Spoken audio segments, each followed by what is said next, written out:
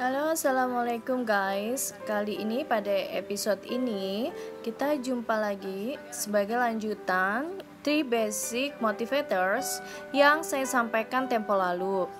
Kali ini masih ada sambungannya atau kaitannya 3 basic motivators tentang masalah emosional empati.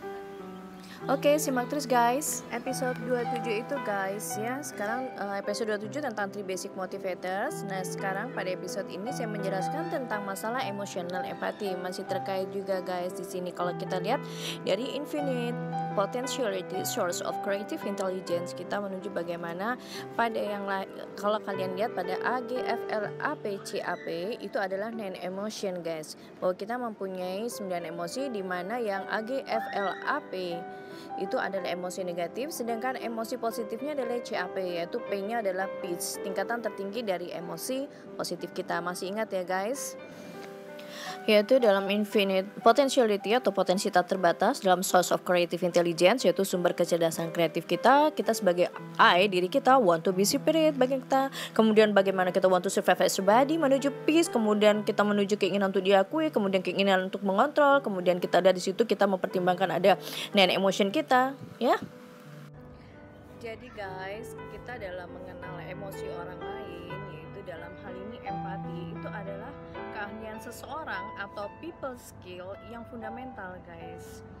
Jadi ketenangan pikiran atau peace of mind itu tidak datang dari keinginan, ya, tidak datang dari keinginan untuk mengubah orang lain guys, tapi dengan menerima apa adanya. Ada 6 langkah dalam emotional empathy yang harus kita ketahui guys. Akan saya sebutkan 6 langkah tersebut apa aja ya. The 6 steps dalam emotional empathy. The 6 steps ya guys, 6 langkah dalam emotional empathy yang harus kita ketahui. Yang pertama adalah you must want freedom or imperturbable or your goal ya. Dalam arti di sini dalam hal your goal more than you want approval, control and security.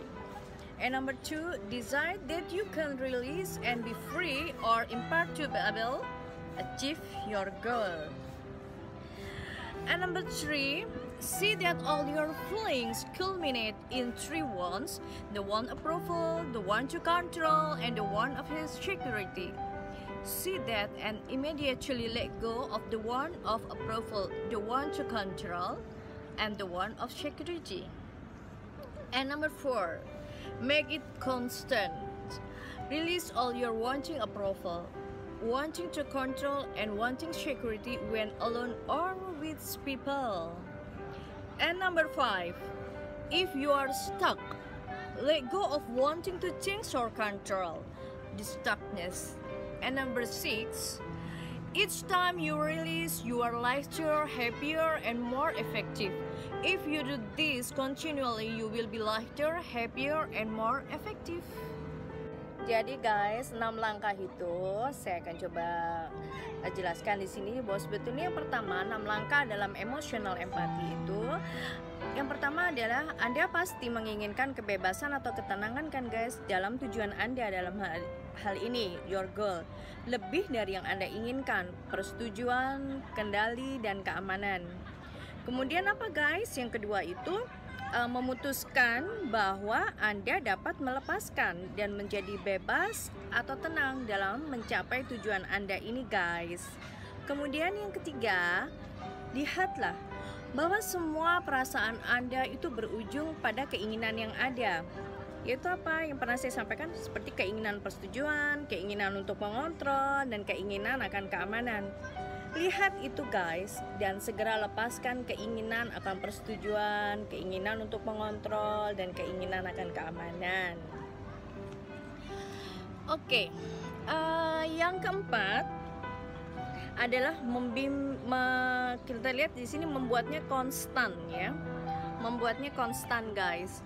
Jadi lepaskan semua persetujuan yang Anda inginkan, keinginan untuk mengontrol dan menginginkan keamanan saat sendirian atau dengan orang lain guys. Oke, yang kelima, jika Anda terjebak, lepaskan keinginan tuh guys untuk mengubah atau mengontrol kemacetan atau jebakan tersebut. Kemudian yang terakhir apa langkah keenam? Setiap kali Anda melepaskannya, Anda menjadi lebih ringan, lebih bahagia, dan lebih efektif, guys. Jika kalian melakukan ini secara terus-menerus, continue, Anda akan menjadi lebih ringan, lebih bahagia, dan lebih efektif, guys. Jadi guys, betulnya empati emosional itu adalah ketika kalian benar-benar merasakan emosi orang lain di sampingnya. Seolah-olah kalian tuh sudah menangkap emosi tersebut, guys. Nah, empati emosional itu juga dikenal sebagai tekanan pribadi, guys, atau penularan emosi. Ini lebih dekat dengan pemahaman biasa tentang kata empati, tapi lebih emosional sih, guys. Jadi guys, memiliki rasa empati atau kemampuan seseorang memahami perasaan, keinginan, dan pikiran orang lain itu adalah salah satu ciri seseorang cerdas secara emosi. Jadi guys, untuk memiliki empati itu seseorang perlu menempatkan dirinya pada diri orang lain, guys. Ya, misalnya saat apa ya, kalau kita lihat misalnya orang tua kita marah ya pada kita gitu, kita harus pahami mengapa orang tua kita tuh bisa marah kayak gitu ya, bisa bertindak seperti itu gitu. Jadi itu yang harus kita pahami. Jadi begitu guys ya. Jadi kalau kita lihat kecerdasan emosi itu berperan 80% dalam kesuksesan hidup seseorang. Jadi di dalam masyarakat guys, jadi sukses di masyarakat itu tidak hanya berdasarkan IQ atau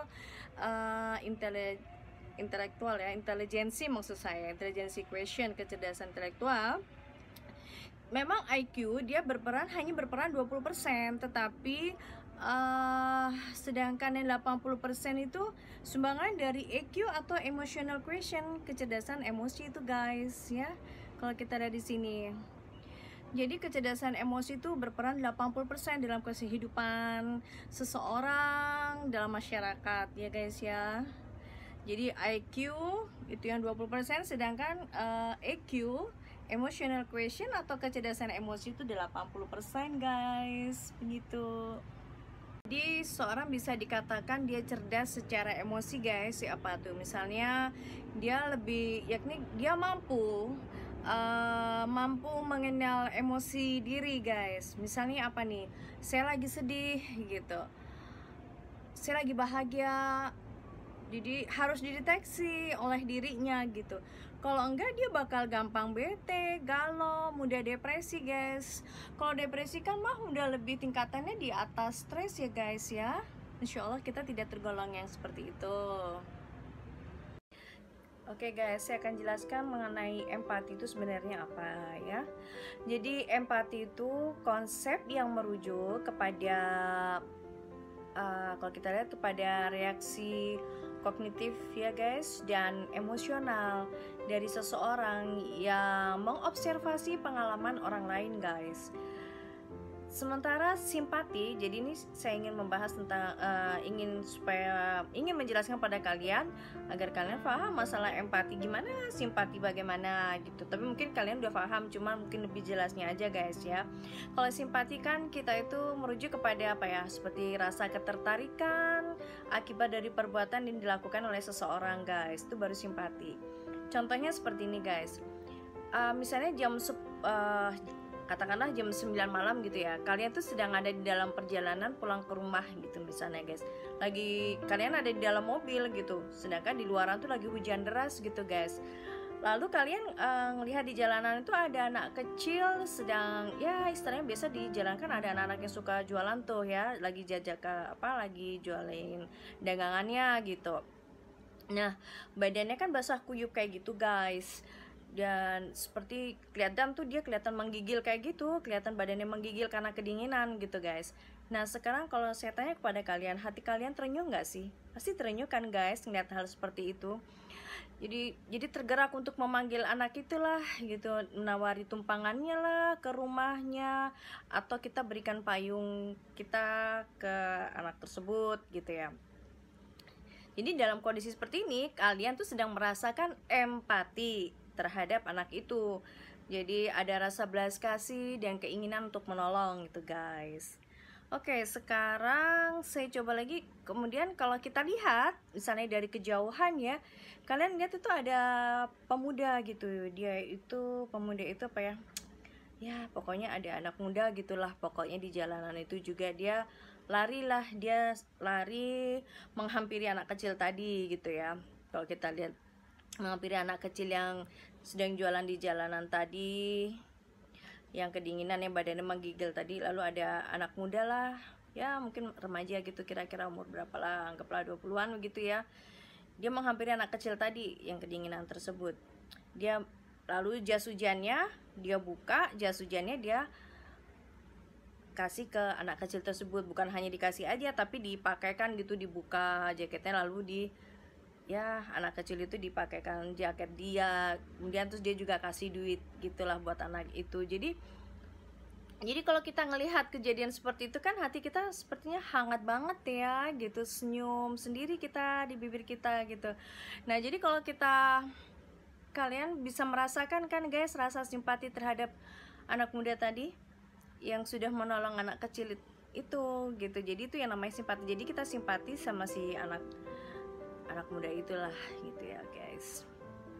Oke guys, saya coba akan menjelaskan tentang masalah emosional empatinya sendiri itu seperti apa gitu guys ya.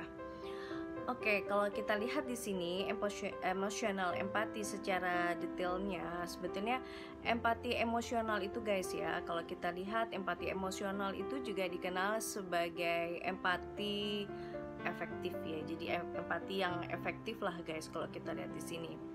Jadi atau empati yang apa ya, erat hubungannya dengan perasaan dan emosi orang lain guys. Ya, ketika kalian memiliki empati emosional, kalian akan bisa merasakan rasa sakit yang orang lain alami guys ya. Jadi mendalami kemampuan emosi, kemampuan apa ya kalau saya katakan, kemampuan empati emosional ini ya guys, itu kita berani ya. Jadi mendalami kemampuan empati emosional berarti kalian ingin mendalami emosi seseorang sampai dalam level yang paling terdalam guys. Kalian bisa meningkatkan kemampuan empati emosional dengan belajar menjadi pendengar yang baik guys. Biasanya seseorang konselor atau guidance and counselor, dia rasa empatinya tuh cukup tinggi guys. Psikolog itu juga karena apa? Karena dia berusaha dengan sabar mendengarkan problema masalah yang dialami oleh kliennya. Itu contoh ya, kalian pun bisa seperti itu kok guys. Jadi ketika ada seseorang memberitahu kalian tentang kemampuan empati emosional dengan belajar menjadi pendengar yang baik guys, biasanya seseorang konselor atau guidance and counselor, dia rasa empatinya tuh cukup tinggi guys. Psikolog itu juga karena apa? Karena dia berusaha dengan sabar mendengarkan problema masalah yang dialami oleh kliennya. Itu contoh ya, kalian pun bisa seperti itu kok guys. Jadi ketika ada seseorang memberitahu kalian tentang perjuangan hidup, keresahan dan kekhawatiran mereka, ya dengarkan baik-baik guys, jangan kalian lari dong gitu. Jadi coba tahan keinginan kalian untuk ya memberikan solusi atau berbagi pengalaman pribadi kalian guys. Jadi fokuskan diri kalian untuk memahami bagaimana dan mengapa, how and why ya. Jadi bagaimana emosi yang dirasakan oleh orang tersebut dan mengapa ya ia merasakan emosi itu. Jadi latih diri kalian untuk bertanya ke diri sendiri, kapan sih saya pernah merasakan emosi dan perasaan yang sama? Apa yang saya pikirkan waktu itu?